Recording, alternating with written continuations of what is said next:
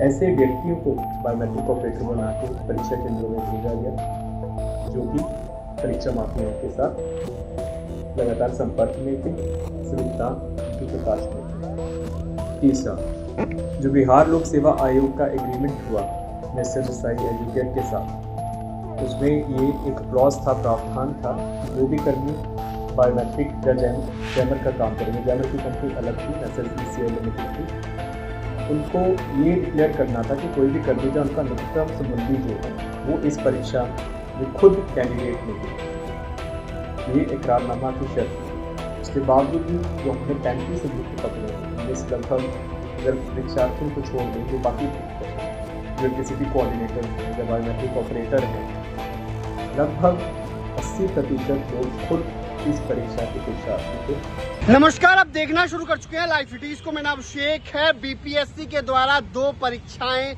ली गई थी, लेकिन दोनों ही परीक्षाओं में व्यापक पैमाने पर गड़बड़ी और धांधली सामने आई, जिसमें अब तक 35 से ज्यादा लोगों को गिरफ्तार किया गया है। लेकिन क्या इसमें बीपीएससी आयोग के जो अधिकारी हैं उनकी भी मिलीभगत है? तो उसको लेकर भी डीआईजी मनवजीत सिंह ढिल्लों ने बड़ी जानकारी दी है। क्या कुछ कार्रवाई की जाएगी, इन तमाम चीजों को लेकर जानकारी दी है। पहले आप वो सुनिए। आयोजन किया गया है, इसमें उपस्थित सभी पत्रकार बंधुओं का स्वागत है। आज की प्रेस वार्ता में हम लोग जो विगत 2 माह में जो पिछली प्रेस वार्ता हुई, तो उसके पश्चात आर्थिक अपराध इकाई के द्वारा क्या क्या कार्य किए गए हैं, क्या क्या हमारी उपलब्धियां रही हैं और निकट भविष्य में हम नए क्या नवाचार, नए क्या पहले करने के लिए जा रहे हैं, उसके संबंध में हम आपको जानकारी देंगे।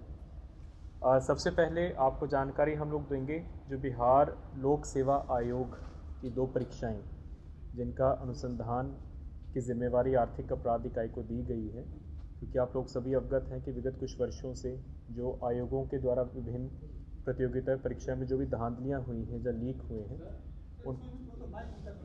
उनकी जिम्मेवारी आर्थिक अपराध इकाई को दी जाती रही है। इसी क्रम में बिहार लोक सेवा आयोग के द्वारा मार्च में 2 परीक्षाओं का आयोजन किया गया था। सबसे पहले सहायक शिक्षा विकास पदाधिकारी AADO परीक्षा, ये दिनांक 14 से लेकर 21 तक आयोजित की गई थी, और उसके बाद 24 को सहायक अपशिष्ट प्रबंधन एवं लोक स्वास्थ्य पदाधिकारी, ये 2 परीक्षाएं बिहार लोक सेवा आयोग के द्वारा आयोजित की गई थी। परंतु दोनों में व्यापक धांधलियों की जब खबरें आई थी, तो उसके पश्चात एक विशेष जांच दल का पहले गठन किया गया था आर्थिक अपराध इकाई में, और ये दोनों परीक्षाएं रद्द भी हुई। ये जो 2 परीक्षाएं हैं, इसमें जो अभी तक का अनुसंधान है, इसमें एक नई अपराध शैली हम लोगों के समक्ष आई है। जो पहले की परीक्षाएं थी, उसमें हम लोगों ने देखा था कि ज़्यादातर जो लॉजिस्टिक्स के चेन होते हैं, जैसे प्रिंटिंग प्रेस, हमारे सिपाही भर्ती वाली परीक्षा में वहाँ के कर्मी इन्वॉल्व थे, वो परीक्षा माफियाओं के साथ मिले हुए थे। कुछ परीक्षाओं में इन्होंने जो ट्रांसपोर्ट कंपनियां थीं, उनके कर्मियों को इन्वॉल्व करके पेपर निकाले थे। इसमें एक नई अपराध शैली के माध्यम से धांधलियों को अंजाम दिया गया।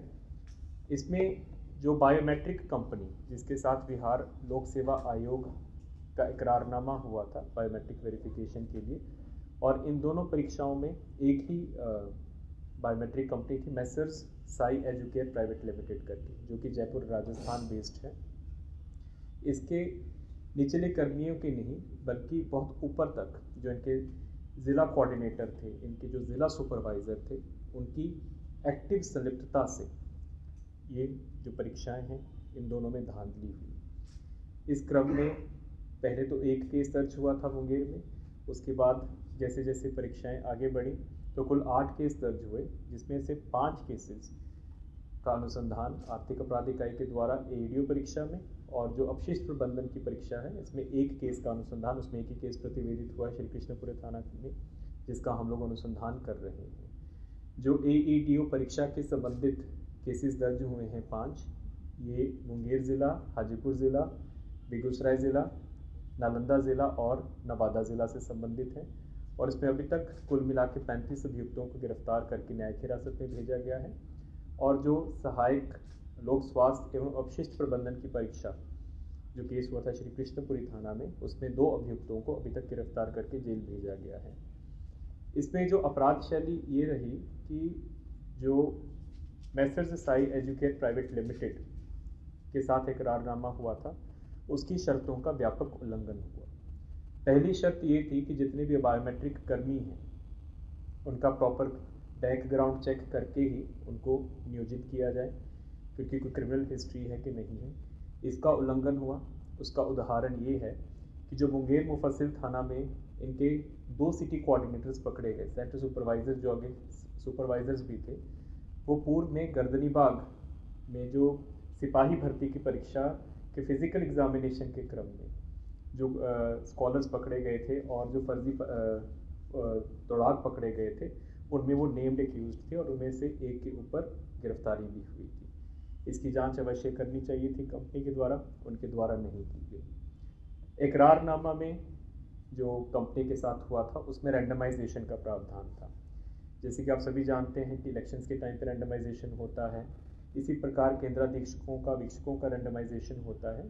तो इसमें भी यही था कि जो भी कंपनी के द्वारा कर्मियों को नियोजित किया जाएगा उनको रैंडमाइज किया जाएगा, ताकि लास्ट मोमेंट पे कौन कर्मी किस परीक्षा केंद्र पे जा रहा है इसकी जानकारी उनको पूर्व में ना हो, वो किसी के साथ संपर्क ना कर पाए। लेकिन इसके बावजूद भी उस प्रावधान का कंपनी के द्वारा इसका अनुपालन नहीं किया गया है और ना ही जो आयोग के संबंधित पदाधिकारी हैं उनके द्वारा इसको संज्ञान में लिया गया। इसको ओवरसाइट इसमें हुआ, जिसकी वजह से लास्ट मोमेंट पे जो लिस्ट कंपनी के द्वारा आयोग को उपलब्ध करवाई गई और जिला के परीक्षा कंट्रोल को उपलब्ध करवाई गई, उससे हटकर ऐसे लोग परीक्षा आई कार्ड लेकर बायोमेट्रिक ऑपरेटर बन के परीक्षा केंद्रों में सफलतापूर्वक अंदर जा पाए, जिनके पास लास्ट मोमेंट पे ऑथराइजेशन सो कॉल्ड कंपनी के द्वारा किया गया था, बट कंपनी को भी इसकी जानकारी नहीं थी। जो वास्तव में रैंडमाइजेशन की लिस्ट में जो कर्मी थे उनको प्रलोभन दिया गया या फिर उनको हटा दिया गया और उनकी जगह पे परीक्षा से कुछ घंटे पूर्व आई कार्ड निर्गत करके ऐसे व्यक्तियों को बायोमेट्रिक ऑपरेटर बना के परीक्षा केंद्रों में भेजा गया, जो कि परीक्षा माफियाओं के साथ लगातार संपर्क में थे, संलिप्तता उनके प्रकाश में थी। तीसरा, जो बिहार लोक सेवा आयोग का एग्रीमेंट हुआ मैसर्स साई एजुकेट के साथ, उसमें ये एक क्लॉज था, प्रावधान था कि जो भी कर्मी बायोमेट्रिक या जैमर का काम करेंगे, जैमर की कंपनी अलग थी, मैसर्स ECI लिमिटेड थी, उनको ये डिक्लेयर करना था कि कोई भी कर्मी या उनका निकटतम संबंधी जो है वो इस परीक्षा में खुद कैंडिडेट नहीं है। ये इकरारनामा की शर्त थी। उसके बावजूद भी जो हमने 35 अभियुक्त पकड़े हैं, इनमें से लगभग अगर परीक्षार्थियों को छोड़ दें जो बाकी अभियुक्त हैं, जो इनके सिटी कोऑर्डिनेटर्स हैं या बायोमेट्रिक ऑपरेटर हैं, लगभग 80% लोग खुद इस परीक्षा के परीक्षार्थी थे, क्योंकि ये परीक्षा 1 सप्ताह तक चलनी थी। किसी न किसी केंद्र में वो स्वयं परीक्षार्थी थे। तो इसका व्यापक उल्लंघन हुआ, इसका किसी ने संज्ञान नहीं लिया, इसको चेक नहीं किया गया। उसके बावजूद इस परीक्षा में बहुत से ऐसे रेड फ्लैग्स थे जिसको अगर टाइम पे संज्ञान में लिया जाता तो करेक्टिव एक्शन लिया जा सकता था। जैसे कि ये परीक्षा 14 तारीख को शुरू हुई, पहला केस 13 तारीख को ही मुंगेर जिला में रात को प्रतिवेदित हो गया था, जिसमें पता चल गया था कि बायोमेट्रिक कर्मी इसमें इन्वॉल्व हैं और जो संदिग्ध लोग हैं उनको बायोमेट्रिक ऑपरेटर के रूप में घुसाया जा रहा है। इसी प्रकार 14 तारीख को नालंदा ज़िला में एक कॉलेज है, SPM कॉलेज, वहाँ पे जो केंद्राधीक्षक हैं, जो वीक्षक हैं, उनकी सतर्कता से उन्होंने वहाँ के सुपरवाइज़र को, बायोमेट्रिक सुपरवाइज़र जिसका नाम चंदन कुमार था, उसको देखा कि वो सभी SOPs के विपरीत कभी किसी कमरे में जा रहा है, कुछ कर रहा है, तो उसको रिपोर्ट करके निष्कासित किया गया। इसकी जानकारी कंट्रोल को दी गई, कंपनी को दी गई। उसके बावजूद पुनः वही सुपरवाइज़र बन के, जबकि उसको निष्कासित कर दिया गया था, 17 तारीख को फिर सुपरवाइज़र बना के किसी और की जगह पे असली सुपरवाइज़र भी वहाँ पे गया, उसने एंट्री करवाई और उसको फिर सुपरवाइज़र बनाया गया नालंदा के PL साहू +2 इंटर विद्यालय में, जहाँ पर उसने कैंडिडेट को जाके उत्तर कुंजी दी।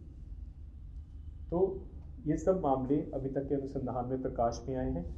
इस क्रम में अभी तक जो हम लोगों ने गिरफ्तारियां की हैं उसमें मुंगेर, बांका और लखीसराय ज़िला, नालंदा और पटना ज़िला के 5 बायोमेट्रिक के जो कोऑर्डिनेटर्स थे, कंपनी के जो ज़िला कोऑर्डिनेटर्स थे और सुपरवाइज़र थे, उनके नाम शामिल हैं। उनके कौन कौन लोग हैं प्रेस विज्ञप्ति में हमने उनका नाम दिया हुआ है, वहाँ से आपको पता चल जाएगा, आपको उसकी जानकारी हो जाएगी। इसी प्रकार जो दूसरी अपराध शैली इन दो परीक्षाओं में हुई, पहला तो था कि बायोमेट्रिक की जगह, दूसरा था कि यहाँ ये जो बायोमेट्रिक करनी थी तो उत्तर कुंजी उपलब्ध करवा रहे थे जिन परीक्षार्थियों ने इनको पैसा दिया था उनसे आंसर देना। तो उसमें भी फर्स्ट टाइम हम लोग व्यापक जब अनुसंधान के बेगूसराय में इस प्रकार के अपराध शैली हुए, छपरा और नवादा में, कि जब जैमर का काम दिया गया था, तो जैमर का मतलब है कि कोई भी इलेक्ट्रॉनिक उपकरण उस परिधि में काम नहीं करेगा जब जैमर की व्यवस्था होगी। तो उसमें हमको पता चला कि इसमें जैमर के कर्मियों की भी मिली भगत रहती है। वो जानबूझ के कुछ इस प्रकार से जैमर इंस्टॉल करते हैं कि कुछ एरिया को वैक्यूम एरिया छोड़ देते हैं, तो वहाँ पे जाके इलेक्ट्रॉनिक सिग्नल्स आते हैं और ब्लूटूथ और मोबाइल का ऑपरेशन होता है। तो इसमें भी हम लोगों ने आगे कार्रवाई की है और जो दोनों कंपनियां हैं उनसे हम लोग जानकारी प्राप्त कर रहे हैं। ये एक निरंतर चलता हुआ अनुसंधान है। इसमें परीक्षा कैसे निकली, क्वेश्चन पेपर्स कैसे निकले, कहाँ पे सॉल्व हुए, उसके संबंध में हमारी एसआईटी के पास महत्वपूर्ण सुराग आ चुके हैं, लेकिन क्योंकि उसको सार्वजनिक अभी नहीं किया जा सकता है, बहुत जल्दी उनके ऊपर कार्रवाई करेंगे और बाकी भी जो इसमें षड्यंत्र हुआ है उसका हम लोग पर्दाफाश करेंगे और समय पे आपको जानकारी देंगे। जो इन दो परीक्षाओं में अब जो धांधलियाँ हुई और जो अपराध शैलियाँ अलग ये हुई हैं, उसके आधार पर हम लोगों ने एक तो जो Messrs Sai educate private limited है, जिसके कर्मी सबसे ज़्यादा इन्वॉल्व रहे थे, उसको ब्लैकलिस्ट करने के लिए हम लोगों ने औपचारिक रूप से प्रस्ताव भेज दिया है आयोग को, और बाकी आयोगों को भी संबंध में सूचना दी है कि इसको दोबारा किसी भी प्रकार से नियोजित नहीं किया जाए और बिहार लोक सेवा आयोग के द्वारा इंटरनल इंक्वायरी में भी इसके विरुद्ध आवश्यक कार्रवाई की जा रही है। अब आप सभी अवगत हैं कि जो निकट भविष्य है इसमें बहुत इंपॉर्टेंट परीक्षाएं होने भी जा रही हैं। नीट की पुनः परीक्षा हो रही है 21 जून को, अभी 14 जून को बदली शेर की परीक्षा है, 28 जून को सिपाही भर्ती की परीक्षा है और भी विभिन्न आयोगों की परीक्षाएं हैं। तो एक सभी आयोगों के जो अध्यक्ष हैं उनके साथ हमारी मीटिंग हुआ है और हम लोगों ने एक एडवाइजरी बना के जो अभी तक हम लोगों का अनुभव रहा है उसको तैयार करके हम लोग सभी आयोगों को उपलब्ध करा रहे हैं, ताकि उसमें जो भी पूर्व में कुछ त्रुटियाँ पाई गई हैं उसमें सुधारात्मक कार्रवाई की जा सके। इसके अतिरिक्त हम लोगों ने एक विशेष सेल हमेशा की भांति आर्थिक अपराध इकाई में शुरू किया है प्रिवेंटिव सर्विलांस के लिए, और जो हमारे पूर्व में शिक्षा माफिया और इस तरह के अपराधी जो अभी जेल से बाहर हैं उनके ऊपर निगरानी रखने के लिए, वर्तमान गतिविधि को चेक करने के लिए। और हम लोगों ने एक समर्पित ईमेल आईडी और व्हाट्सएप नंबर भी जारी किया है, ताकि कोई भी अभ्यर्थी, कोई भी उनका अभिभावक, कोई भी व्यक्ति इन परीक्षाओं के संबंधित हम लोगों को सूचना और असूचना दे सके, जिसको हम लोगों ने प्रेस विज्ञप्ति के माध्यम से दिया है और आज की प्रेस विज्ञप्ति में भी हम लोगों ने इसका उल्लेख किया है। जो हमारा दूसरा सबसे ज़्यादा महत्वपूर्ण उपलब्धियाँ रही हैं विगत 2 माह में, हम लोगों ने जो भ्रष्टाचार के विरुद्ध कार्रवाई है उसमें काफ़ी तेज़ी लाई है। पिछले 1.5 महीना में 4 भ्रष्ट लोक सेवकों के विरुद्ध सत्यापन करके कार्रवाई की गई है और टीए के केसेस, डिस्प्रोपोर्शनेट एसेट के केसेस हम लोगों ने दर्ज किए हैं। इसमें सबसे पहले माह मई में अमरेंद्र कुमार जो कि ज़िला अवर निबंधक थे सुपौल थे, लगभग 65.08% डीए की गणना करके केस किया गया है। उसके बाद कार्यपालक अभियंता ग्रामीण कार्य प्रमंडल झाझा के गोपाल कुमार, इनके विरुद्ध 81.50% डीए की गणना करके केस दर्ज किया गया है, सर्चेज किए गए हैं। फिर प्रखंड विकास पदाधिकारी केवटी दरभंगा श्री चंद्रमोहन पासवान के विरुद्ध लगभग 81.03% डीए की गणना करके केस दर्ज करके सर्चेज की गई हैं। और कल की कार्रवाई में लेखापाल थे नगर परिषद हाजीपुर के मनीष कुमार, लगभग 208.57%, 2013 में ही नौकरी हुई और लगभग 208% डीए की गणना करके व्यापक सर्चेज किए गए हैं। तो इस कार्रवाई को हम लोग निरंतर जारी रखेंगे। जो सरकार का संकल्प है ज़ीरो टॉलरेंस अगेंस्ट करप्शन, उसकी नीति के तहत हम ये कार्रवाई कर रहे हैं। इसी कार्रवाई में हम लोगों ने एक नवाचार किया है। ये हमारी एक मीटिंग हुई थी जिसमें मुख्य सचिव महोदय का निर्देश प्राप्त हुआ था कि कुछ ऐसे विभाग हैं जहाँ पर भ्रष्टाचार की व्यापक शिकायतें आती हैं, तो एज ए पायलट जो भूमि एवं राजस्व सुधार विभाग है, वहाँ पर हमारे यहाँ से 3 ऑफिसर्स को हम लोगों ने प्रतिनियुक्त किया है। वो विभाग में ही बैठे हैं और जो विभाग अध्यक्ष हैं उनके सहयोग से सत्यापन की कार्रवाई चल रही है। जो भ्रष्ट लोक सेवक हैं उनको हम लोग चिन्हित करेंगे, उनके विरुद्ध साक्ष्य जुटाएंगे और जो भी कानूनी कार्रवाई बनती होगी उसको किया जाएगा। यदि यह प्रयोग सफल रहता है तो भविष्य में और भी कुछ ऐसे लाइन डिपार्टमेंट्स रहते हैं जहां पर भ्रष्टाचार का स्कोप ज़्यादा होता है, तो इसको वहां पर भी रेप्लिकेट किया जाएगा। इसके अतिरिक्त अभी एक जो नई चुनौती उभर के आई है संगठित आर्थिक अपराध की, ऑर्गेनाइज्ड इकोनॉमिक क्रिमिनल्स की। बड़े बड़े सिंडिकेट्स बन गए हैं। अगर आप इसको देखें, परिभाषा में जाएं तो लगभग हर चीज़ का एक आर्थिक आयाम हो गया है, चाहे कोई भी संगठित अपराध हो। तो हम लोगों ने एक विशेष संगठित अपराध शाखा, एक अलग से ब्रांच बनाई है आर्थिक अपराध इकाई में, और अभी कुछ ही दिनों में आप उसकी कार्रवाई देखेंगे कि व्यापक कार्रवाई इसमें करेंगे भी।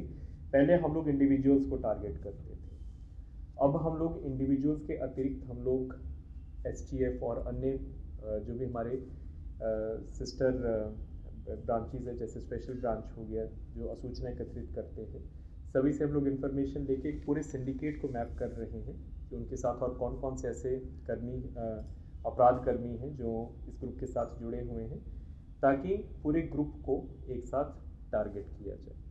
तो इसी प्रयोजन के लिए संगठित आर्थिक अपराध शाखा का गठन किया गया है, क्योंकि आप सभी अवगत हैं कि वर्ष 2023 में जो कानूनों का संशोधन हुआ है, पहली बारी संगठित अपराध को उसमें परिभाषित किया गया है। तो उसी के अनुरूप उसी को इम्प्लीमेंट करने के लिए इसको किया गया है, और इसमें हम लोगों ने DYSPs और पुलिस अधीक्षक के नेतृत्व में स्पेशल टीम्स गठित की हैं।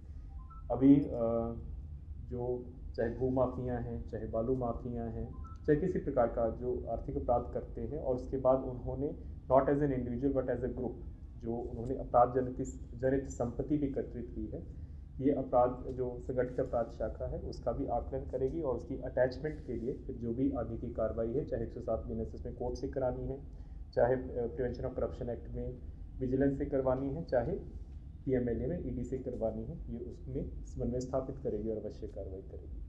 तो विगत 1.5 माह में ये हम लोगों की कुछ उपलब्धियां हैं और ये हमारे कुछ पहले हैं। ये आपको इनका नियंत्रण किनके पास था, इनके अगर त्रुटियां थी तो रिपोर्टिंग किसको करनी थी, इनकी ओवरसाइट किनके पास थी, वो सारी सूचना हम लोग प्राप्त करेंगे और फिर साथ सर अभी तक किसी का नाम सामने आया कि नहीं? अभी तक नहीं आएगा। अभी हम लोग कंपनी के ऊपर फोकस कार्रवाई की जाएगी, आएगा तो जी निश्चित रूप से की जाएगी। पहले भी कार्रवाई हुई है ऑफिसर्स के ऊपर। तो आपने सुना कि क्या कुछ कहा है DIG मनवजीत सिंह ढिल्लों ने, बड़ी जानकारी दी है किस तरीके से दोनों ही परीक्षाओं में 35 लोगों को गिरफ्तार किया गया है और आगे की कार्रवाई की जा रही है। मैं लाइव सिटीज के साथ हमारी YouTube चैनल सब्सक्राइब करिए, उस पर लाइक, धन्यवाद।